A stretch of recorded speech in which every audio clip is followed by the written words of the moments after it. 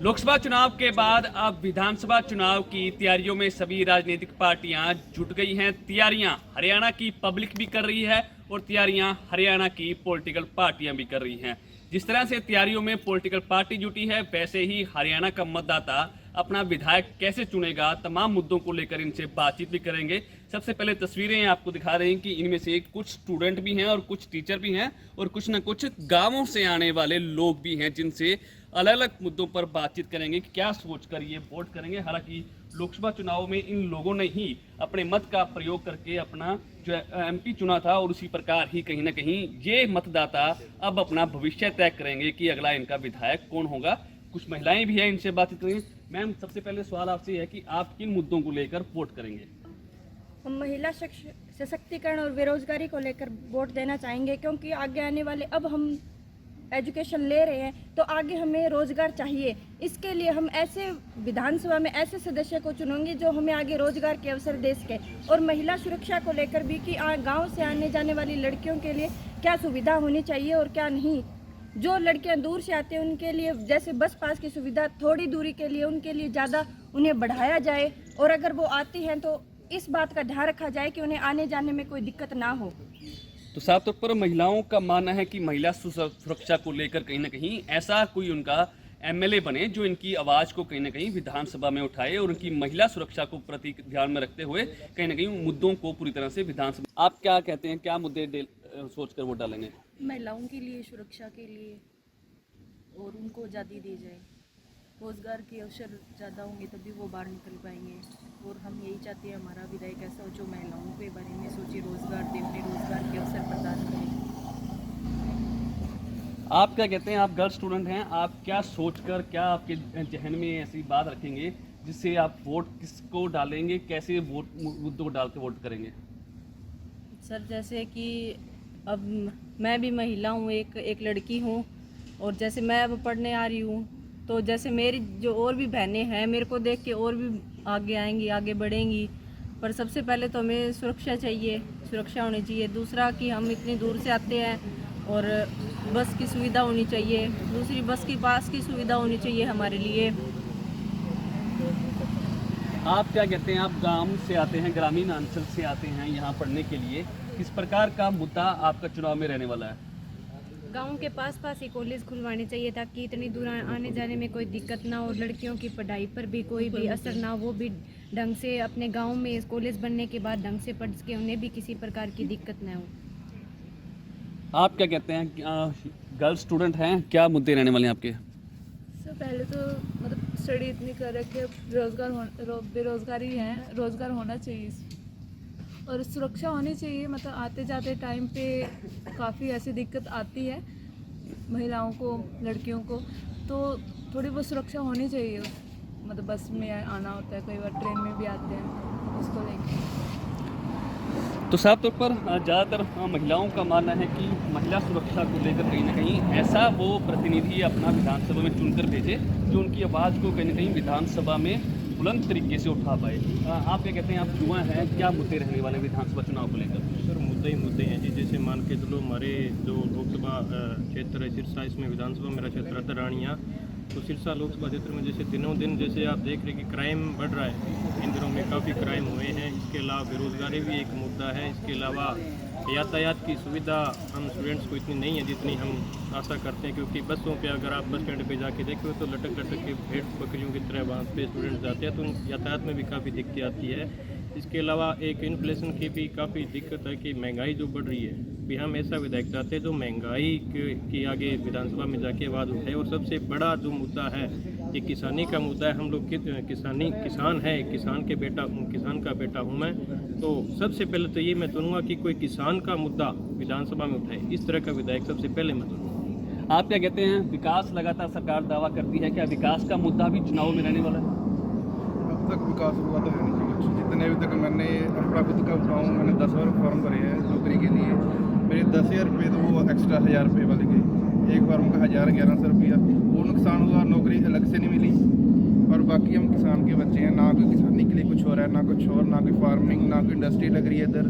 पीछे एक बार इंडस्ट्री लग जाए तो बंदा कुछ ना कुछ तो भी अपना खुद को भी डेवलप कर पाए। कुछ सिस्टम नहीं है अपने सिरसा से। रोजगार का मुद्दा बिल्कुल होगा। ही नहीं है, बिल्कुल ही नहीं है। फॉर्म भरा लेते हैं, 1100 ले लेते हैं। वो 10-12 हज़ार वोट थे बंदों के, अगर 10 फॉर्म भर दिए, नौकरी मिलनी है नहीं, पेपर लेते नहीं, अगर लेते हैं तो कह देते हैं कि रिजल्ट नहीं आया, स्टे आ गया, रद्द हो गया, ये सिस्टम चलता है। आप क्या कहते हैं, आप युवा स्टूडेंट हैं, क्या मुद्दे रहने वाले हैं? पहला मुद्दा तो बेरोज़गारी का है। हम डिग्रियां करते हैं, डिग्रियां हमारे पास बहुत है, बट रोज़गार नहीं मिलता। बीएड कर रहे हैं हम, बीएड का भी एग्ज़ाम होते कैंसिल होते हैं। राजस्थान में पीछे हुआ था, कैंसिल हो गया एग्ज़ाम। अब तैयारियां करते हैं हम, साल बैठे रहते हैं, तैयारियां करते हैं एग्ज़ाम के लिए, एग्ज़ाम कैंसिल कर देते हैं। और विकास नहीं होता है कि यहाँ पे वैसे कोई रोड भी नहीं बन रही। किसान सबसे पीछे तो किसान चल रहे हैं। जैसे अपने अभी कॉटन की फसल है, बर्बाद हो रही है, ना पानी की सुविधा, ना कुछ और सुविधा, ना सरकार कुछ इसके लिए कुछ कर रही है।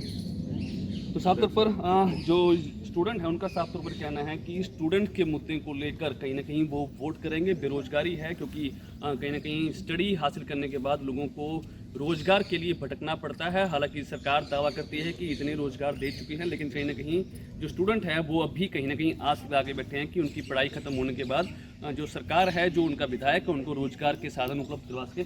सर, आप क्या कहते हैं, आप क्या मुद्दे लेकर विधानसभा में वोट करेंगे? दो मुद्दों पे ज़्यादा मैं फोकस करूंगा कि एक तो जो है वो शिक्षा और दूसरा स्वास्थ्य। स्वास्थ्य के नज़रिए से अगर हम देखें तो आज चिल्ड्रन विद डिसेबल के रिगार्डिंग मैं काम करता हूं, तो जो डिसेबल पॉपुलेशन है उनके लिए अभी जो स्वास्थ्य की सुविधाएं देखी जाए तो अभी हॉस्पिटल में जो है उनको प्रायोरिटी बेस पे जो है सुविधाएं नहीं दी जाती। पेरेंट्स जाते हैं, कोई डिसेबिलिटी सर्टिफिकेट वगैरह बनवाना हो तो उनको पूरा दिन उस डिसेबल बच्चे के साथ वहाँ बैठना पड़ता है, तब जाके भी उनका सर्टिफिकेट कई बार बन पाता है और नहीं बन पाता। तो ये सुविधाएं जो है वो स्वास्थ्य की सुविधाएं जो है वहाँ पे कहीं ना कहीं शॉर्टफॉल है, तो वो गवर्नमेंट को चाहिए कि ये चीज़ जो है इसके ऊपर करे। और दूसरा शिक्षा का मैं मुद्दा लेना चाहूँगा कि शिक्षा जो है वो इतनी कॉस्टली है, महंगी है। जो कैटेगरी में आते हैं जो लोग, उनके लिए तो चलो गवर्नमेंट ने बहुत सारी स्कॉलरशिप जो है वो प्रोवाइड की है, लेकिन ये नहीं है कि कैटेगरी में ही गरीब है। गरीबी में जो है अगर इकोनॉमिक लेवल से देखा जाए तो बहुत सारे लोग गरीब हैं, गरीबी रेखा से नीचे आते हैं। उनके लिए हायर स्टडी जो है वो इतनी कॉस्टली है कि वो कहीं ना कहीं ड्रॉप आउट हो जाते हैं, पूरी स्टडी अपनी आगे नहीं कर पाते। तो मैं चाहूँगा कि गवर्नमेंट जो है वो स्टडी को थोड़ा सा जो है वो सस्ता करे और एक स्वास्थ्य सुविधाएं जो है वो भी सस्ती होनी चाहिए। हाँ सर, आप क्या कहते हैं, आप किस मुद्दे को लेकर वोट करेंगे? मैं तो सर के साथ सहमत हूँ, जो इन्होंने कहा है वो सही बात है। बोली वही क्या मुद्दे रहने वाले आपके? यही शिक्षा और स्वास्थ्य वाला सर, यही। आप क्या कहते हैं सर, क्या मुद्दे रहने वाले हैं? सर, शिक्षा स्वास्थ्य ही मेन मुद्दे हैं, लेकिन ये है कि पहले भी स्पेशल टीचर की भर्ती गवर्नमेंट ने करवाई थी, उस पर क्या बना, 291 पोस्टें थी शायद, तो उनको अभी तक ज्वाइनिंग नहीं दी है। हमारे बच्चे इतने पैसे लगा के डिग्रियां करते हैं और फिर सोचते हैं कि स्पेशल टीचर या कहीं भी हम गवर्नमेंट निकालेगी पोस्टें तो लगेंगे, लेकिन गवर्नमेंट ऐसा कुछ भी नहीं कर रही। विकलांग बच्चे बहुत है, हर स्कूल में, हर एरिया में है, लेकिन स्पेशल टीचर नहीं है वहाँ। एक टीचर को 30-30, 40-40 स्कूल का इंचार्ज बना रखा है, वहाँ 1 घंटे 2 घंटे बड़ी मुश्किल से जा पाता है। तो मेरा तो मुद्दा ये शिक्षा से लेके है कि स्पेशल टीचर की भर्ती टाइम टू टाइम होना चाहिए, ये तो इस पर फोकस करना चाहिए गवर्नमेंट। बेरोजगारी और शिक्षा मुद्दा रहेगा। हाँ जी मैम, आप क्या कहेंगे, आप महिला हैं, क्या चुनावी मुद्दे आपके सामने हैं?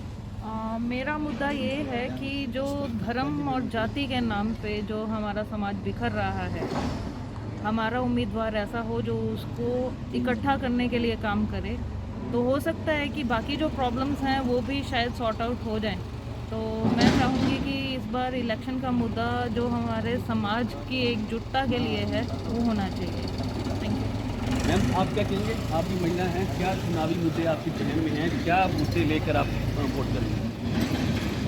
सर, ये मेरा भी सेम ही आंसर होगा कि जो मैम ने जैसा कहा है कि धर्म के नाम पे आज बंट रहा है हमारा समाज, ये चीज़ें साइड पे रख के एक इंसानियत के नाते हम काम करेंगे या हमारे नेता काम करेंगे तो शायद हम सबको जोड़ पाए। तो यही सब चीज़ें हैं जो समाज में होनी भी चाहिए, चाहे वो शिक्षा है, चाहे वो कोई और मुद्दा है। ये जाति पाति का भेदभाव या कोई और प्रकार की कोई समस्या है तो वो उसको प्रायोरिटी दें। तभी हमारा समाज अगर समृद्ध होगा तभी हम एक अच्छे राष्ट्र का निर्माण कर पाएंगे। सर, आप सीनियर सिटीजन हैं, आप क्या कहते हैं, आपके जहन में ऐसे कौन से मुद्दे हैं जिनको लेकर आप विधानसभा में वोट करेंगे? मैं टीचिंग प्रोफेशन में काफ़ी साल से जुड़ा हुआ हूँ और प्रोफेसर और प्रिंसिपल पे भी मैंने पद पे काम किया है। जैसा कि मेरे को देखने में आता है कि हमारे जितने भी पब्लिक के जितने भी लोग हैं ये एमएलए एमपी बना करके भेज तो देते हैं, लेकिन ये एमएलए एमपी जो है ना सिस्टम को नहीं सुधार पाते।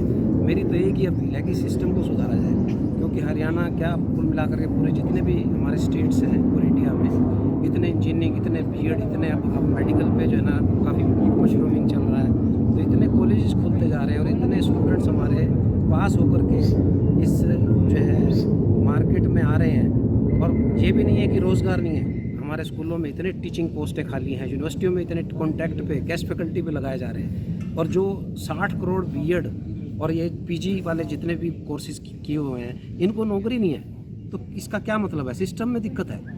एक तरफ तो कॉलेज हम ज़्यादा से ज़्यादा खोले जा रहे हैं, फिर एक तरफ से हम नौकरी भी नहीं दे रहे उनको। तो सिस्टम ऐसा होना चाहिए कि उतने ही ट्रेंड किए जाएं लोग जितने की नौकरी में उनको ज़रूरत हो। ये नहीं कि इतना पैसा 50 साल तक बच्चा डिग्री इकट्ठी करता रहता है और 50 साल के बाद वो नौकरी के लिए भी कहीं नहीं जा सकता, उसके बाद ओवरेज हो जाता है। तो ऐसे सिस्टम को अगर ये चेंज नहीं करते तो मैं तो ये कहूँगा कि जितने भी एमएलए एमपीज़ हैं इनका जो है ना इस समाज में कोई दायित्व नहीं बनता कि इसको ठीक करें हम। इनकी जो है ना वो होनी चाहिए कि हम किस तरह से समाज को आगे ले जाएं और कुल मिलाकर के हम शिक्षा के और स्वास्थ्य के अंदर हम ज़्यादा से ज़्यादा काम करें, ताकि हमारा जितना भी समुदाय है, जो हमारे लोग हैं, उनको ज़्यादा से ज़्यादा रोज़गार से जोड़ा जाए और उनकी एनर्जी वेस्ट ना हो, चाहे वो किसी भी फील्ड में हो, उनको रोज़गार से जोड़ा जाए। उतने ही कॉलेज खोले जाएँ जितने की रोज़गार हों। ये ना हो कि 50 साल तक हम डिग्री इकट्ठी करते रह जाएँ और उसके बावजूद भी रोज़गार ना हो। तो मेरा तो ये सिस्टम को सुधारा है।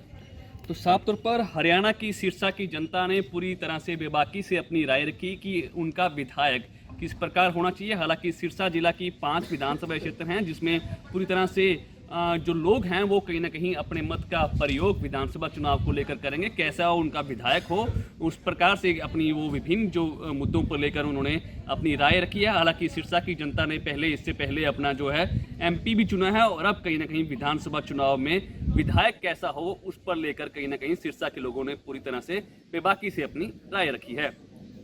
सिरसा से विजय कुमार, इंडिया न्यूज़ हरियाणा।